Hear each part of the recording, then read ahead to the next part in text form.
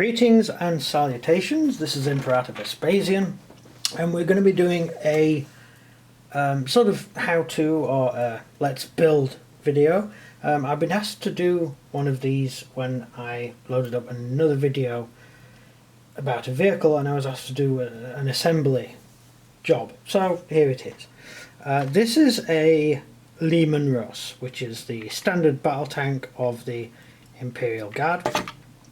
This one I've done a Leman video already explaining how I'm working them out, so I'm having most of my Leman will be this version, which is the standard battle tank equipped with last cannon for anti-tank, heavy gun for, well, relatively heavy gun for against soft skin vehicles and dreadnoughts and stuff like that, and some bolters for anti-infantry. I'm also going to be doing another version with the long battle cannon, which is this one when you put it together, and I'm going to do another version which is a close assault version. It's a line breaker version which is going to have the bigger gun on it.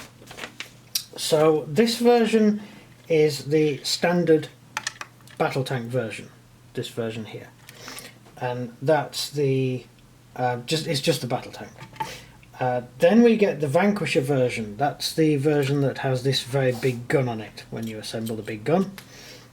Then you get the Eradicator, which is this one, and the Eradicator is as a short-barreled gun mounted on it, and it's designed to, it's a line breaker. It's designed to break through enemy defences, so smash your way through enemy defences and break through. That's what it's for, and so it's going to have very close range weapons mounted on it, and it's not going to have much in the way of anti-tank ability because it's not built as a tank hunter. So it's just going to be a standard tank, so it's a standard assault tank, so it's not going to have any bells and whistles when it comes to ranged fire. That's what this is, the mid-range tank. This has anti-tank and anti-infantry ability, and the other tank which will be a tank hunter, and I'll do a video on that maybe later. So I guess we'll put the thing together, shall we? So we'll start from the beginning. I forgot which way this one goes round. Let's have a look. Right. So, see, everyone always seems to end up with the lovely Leman battle tanks because they're pretty much the standard tank you get in most packs when you buy the packs, and they're 10 a penny. They've been around a long time. I think they were one of the first main tanks to be brought out by Games Workshop, so they've been around a long time. I remember the Baneblade coming out, and that was a big thing, and everyone thought that everyone would end up driving around in Baneblades, but you don't see as many Baneblades around nowadays, and I don't really know why. I'm going to be getting some Baneblades for this army because I am doing the Steel Legion, and the Steel Legion are a heavy army that deals with tank warfare. So they're a heavy tank based Imperial Guard army, unlike other armies. My sidekick is doing another Imperial Guard army, but he's doing it entirely Cadian. He's going to do it classic Cadian type forces, which is what he wanted to do, and so I decided to go a different way, and that's the way we've ended up turning out.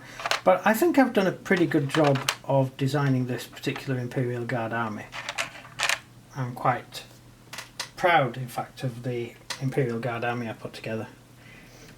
Of course, it's going to take some time to finish it all, but I think as Imperial Guard go, it's going to end up being one of the larger armies that I put together.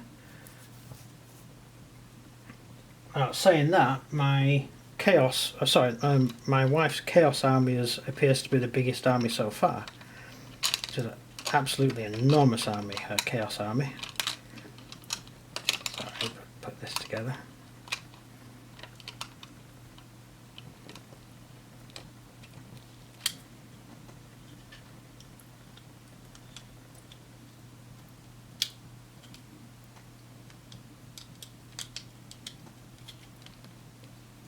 There she goes.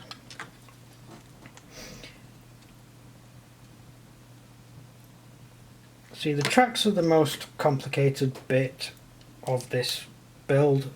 Tracks tend to be awkward and annoying, but they're way better than the old tracks, which used to come individually. And boy, did that become annoying. That was rather tedious to put those tracks together.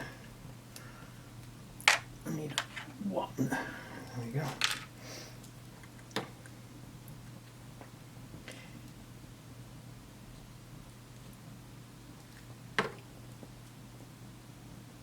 So I'm using super glue for these because we get super glue in bulk. I used to use a lot of the water-based stuff. Water-based is sort of liquid, and you wipe the glue on with a brush. And so I used to use a lot of that, but it's actually cheaper for me personally to use super glue. But I would recommend anyone else using the liquid glue in a pot. I think that's much better to use. It's also less toxic. Luckily we have a lot of ventilation, so it doesn't really matter for us.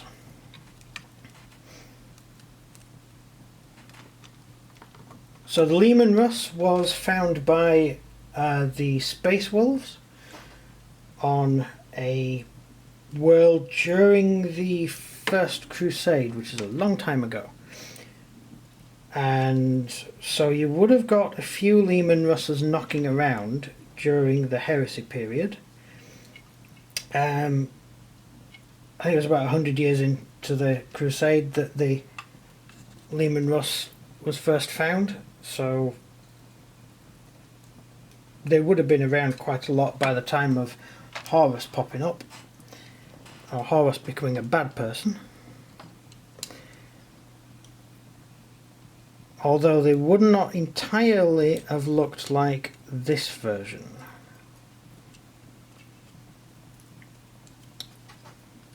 This version of Leman Russ has the side sponsons. That's a new thing relatively to 40k. The original version, these side sponsons, the original version would not have had side sponsons. So during the Heresy you wouldn't have had the side weapons. You just basically had the turret in a forward gun position. Let's have a look. What's next?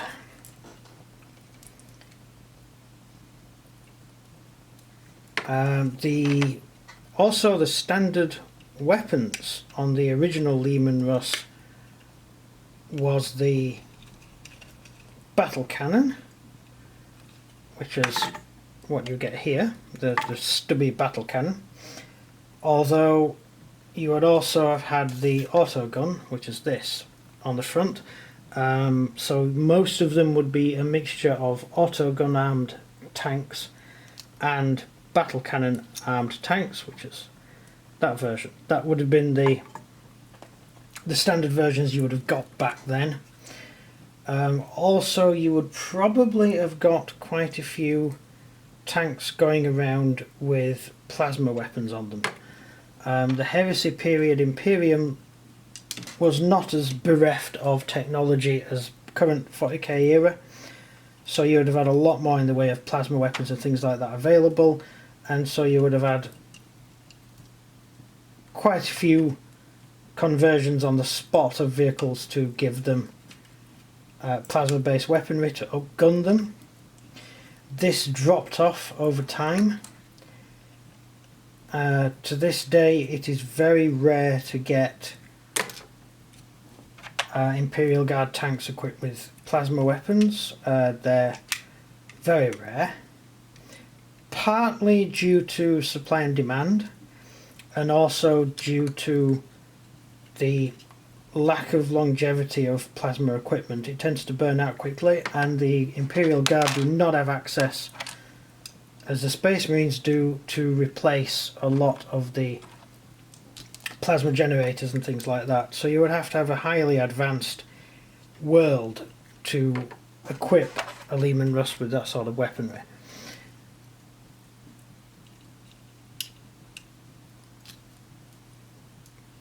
Yeah, so we are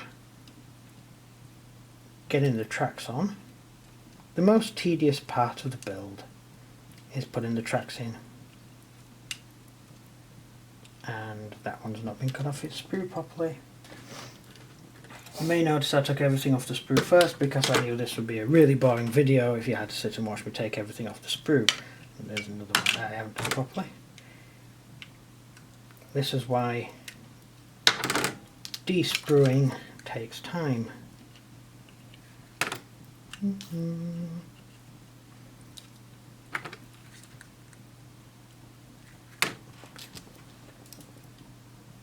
Yeah, so as I said, not a huge amount of plasma weaponry is going to be equipped on Leman Russ tanks. The only plasma weapons you get in the box, so that's probably the main plasma weapons you're going to be able to get hold of, because most people don't go out and buy from Forge World and stuff like that, is going to be these, which are the side sponsor plasma weapons.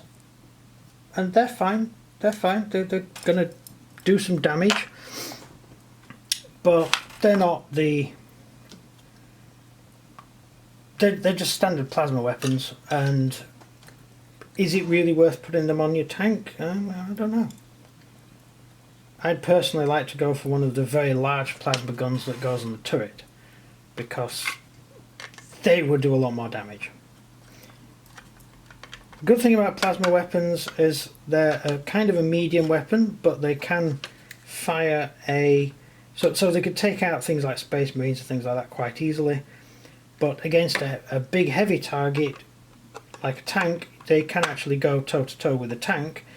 But if you roll a 1, your plasma weapon explodes, and that could be rather unpleasant. You don't really want a plasma weapon exploding in your face. It could be bad for your health. Leave that like that for a second. Stick a little turret together. So we're going, as I said, today for this, which is designed to take out enemy masonry. In the old days this would have been a spigot mortar. You would call this a spigot mortar. The British were the big ones for spigot mortars. We really liked them. We used to put them on our tanks.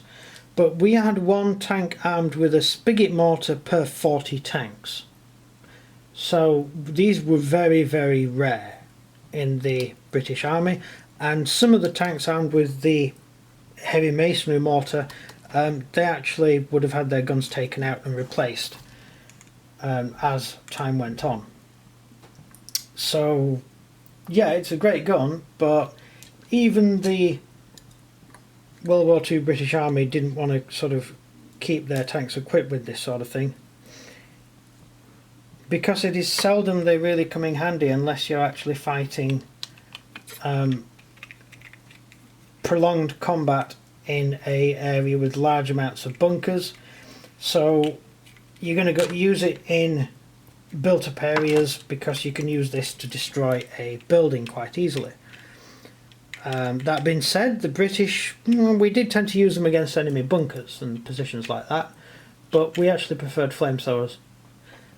So the Crocodile was way more popular, and there were quite a few Crocodile tanks knocking around, and they were considered to be the best weapon the British Army had, as far as the infantry were concerned.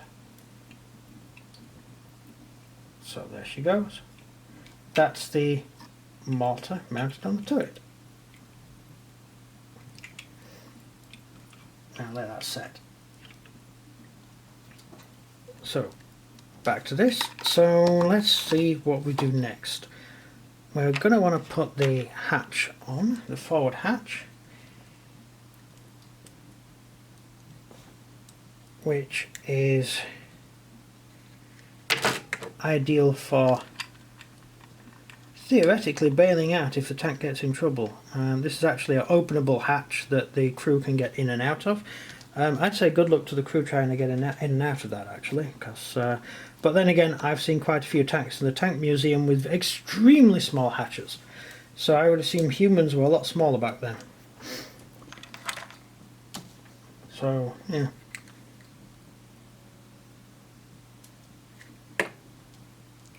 Stick this together before I'm going to need it. Right, so I'll just move these guns aside because we're not using those in this particular build.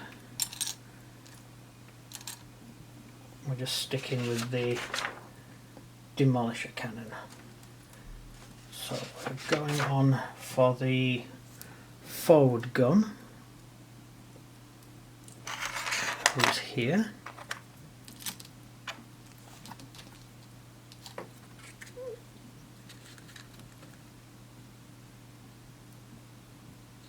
So, as I said before, the deployment of tanks, when you're building your own 40k army, a lot of people don't really go for realism, they go for impact. So they're going to say, I'm going to want X amount of really powerful weapons, so I'm going to go all for heavy anti-tank stuff. And I've seen people do this.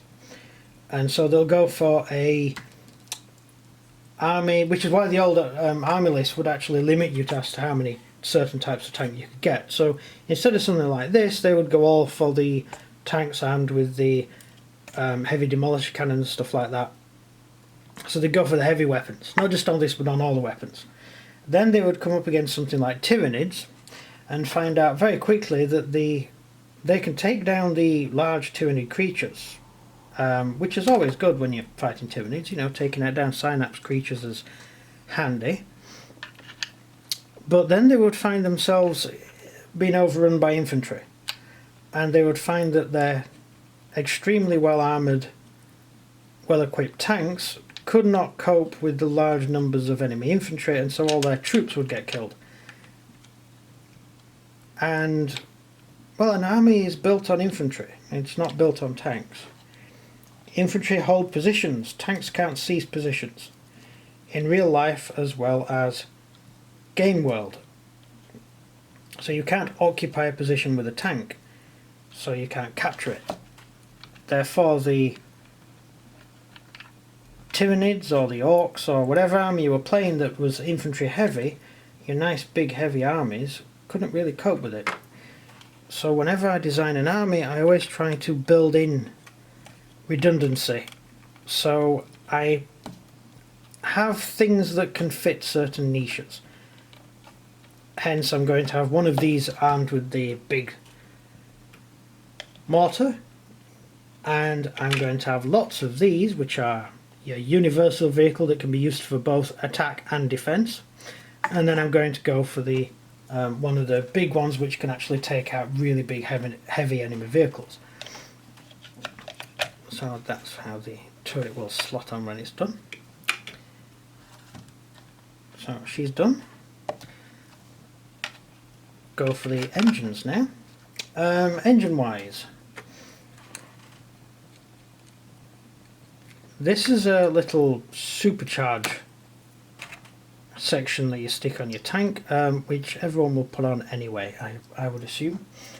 And I'm going to go for a slightly different arrangement of engine because this tank is probably going to have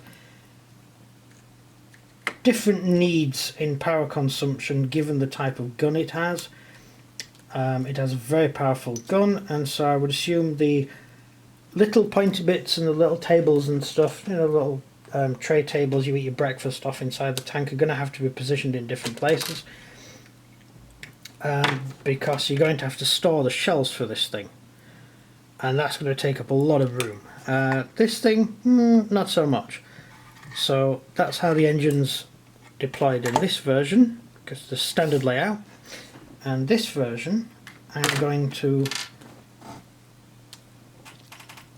put the engine block outside the supercharger block on that side, just there. But I'm going to put the engine bits, the exhausts. Oh, you know what? I've missed a bit. Silly me. I'm going to put the exhausts just here. I saw a Russian tank, and I know it's a bit random, I know, but I saw a Russian tank and it turned its engine on. There was a British tank which turned its engine on and there was a little bit of smoke. And then the Russian tank started up and you couldn't see as far as the car park because the amount of fumes it put out was huge.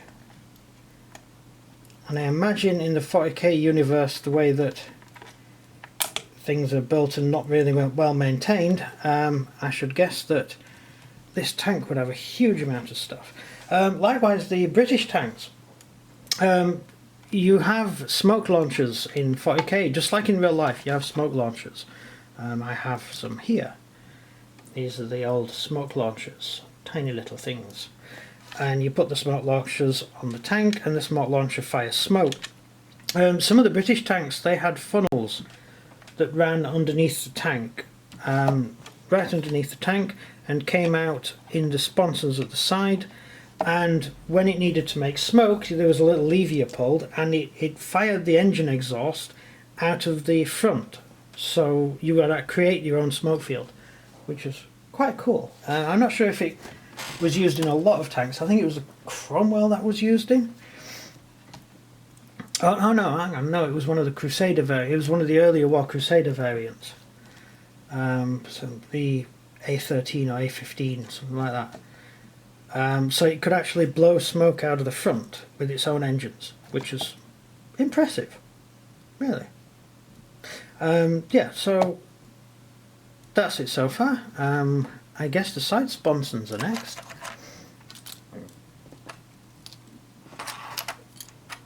Always like side sponsons. Always fun deliberating what to put in your side sponsons.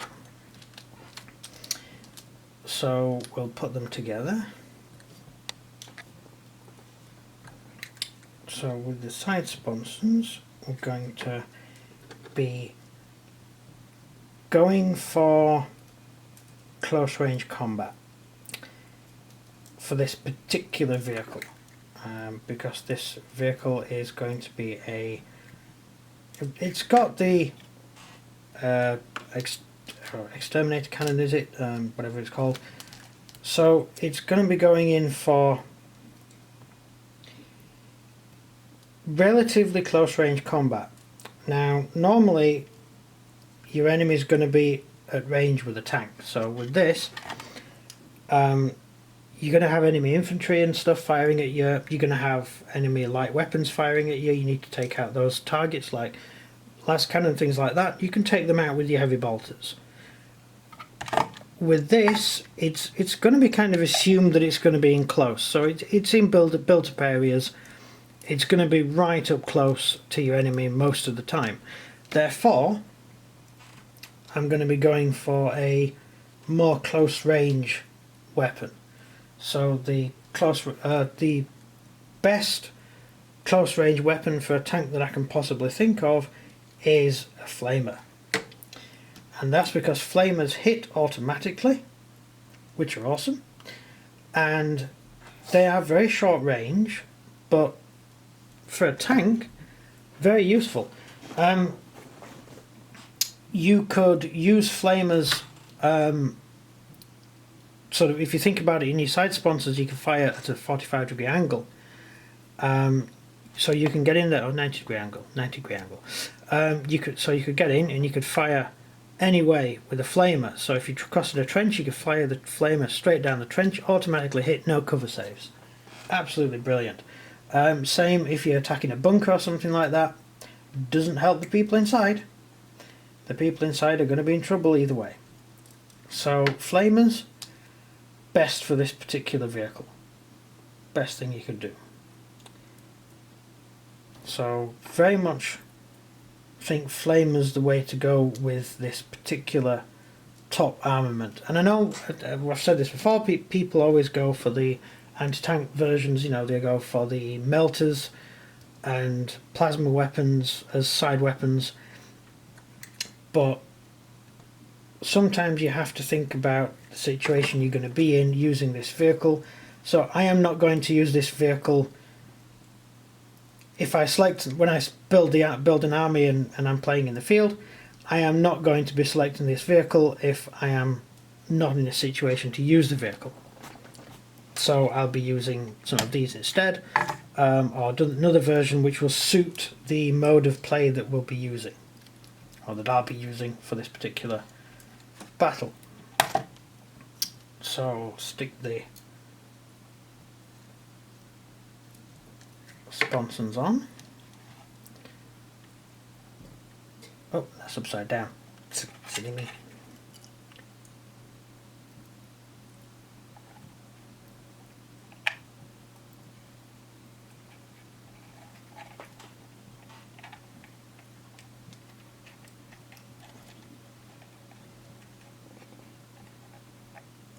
There she goes. And stick the sponson on the far side.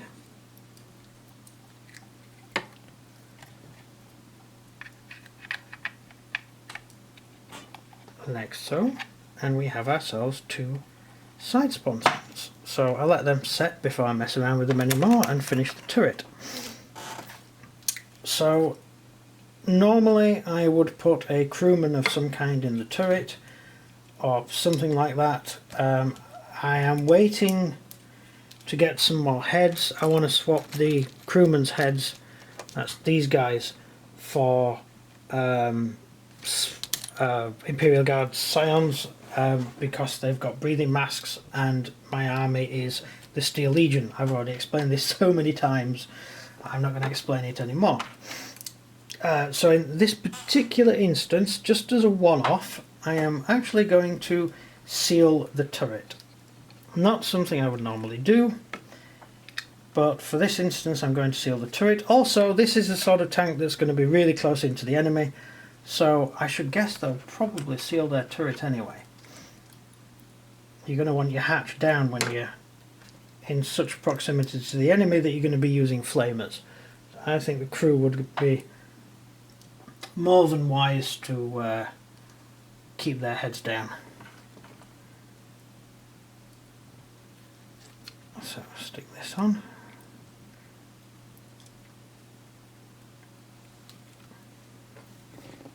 Just trying to remember which way you put the, I got the others out.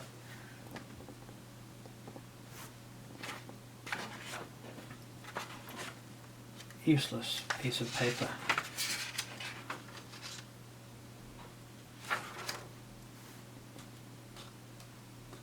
Twice as useless. Absolutely useless, pointless. Why did he even bother? Stuff it, it's not even in.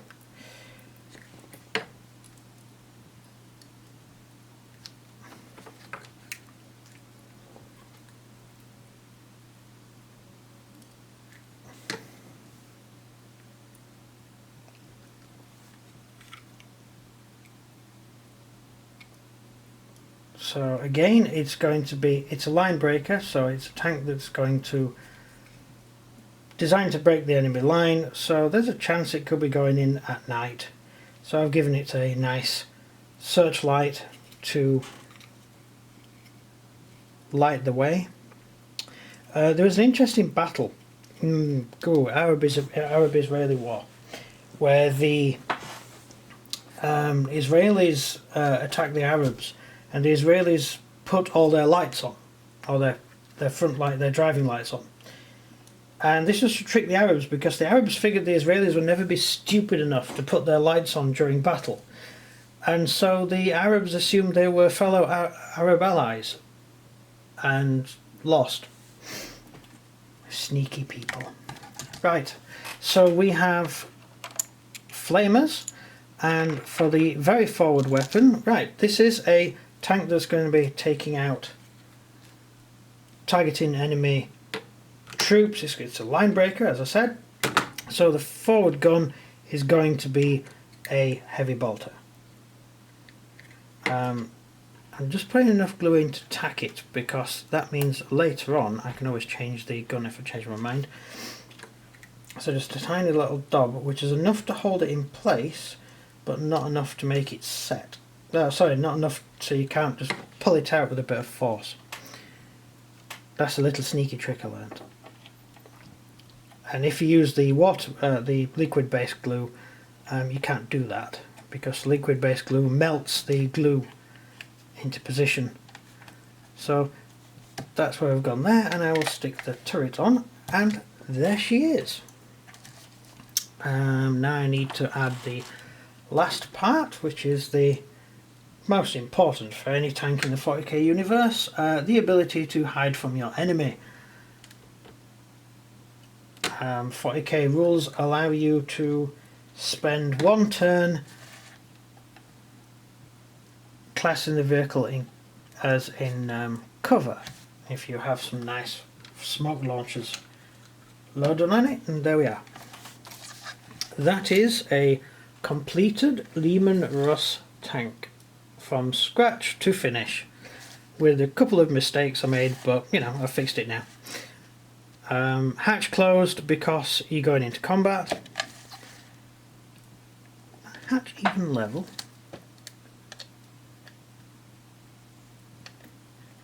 Oh, I've realised why the hatch isn't level. Like a fool, I put it upside down. See, that's why you only put a little bit of glue on, so you can tack it. There you go. That's the hatch now. I just want to add a few little interesting touches, which is I want to put a tow bar on the back, because the tank might break down because it's a siege tank, and also it might be having to pull damaged enemy vehicles out of the way, or other damaged tanks out of the way, so it's going to need them. You may notice that German tanks, big heavy German tanks like the Tiger, are covered in cables. You may notice they're all over the hull of the cables are all over the hull, and you may wonder why. It's because the Tiger could only pull a Tiger. There was no vehicle the Germans had that could pull a heavy tank, so the tanks had to rescue themselves. So if you had a big heavy Tiger, it would have to be dragged by a Tiger. So it's got the thing on the back, and also because it might have to pull wire and stuff out of the way on the battlefield, it's going to have some pulling ability underneath. So you get a little bit of wire and you attach that to the barbed wire that the enemy's got, and you just drive backwards. Problem solved.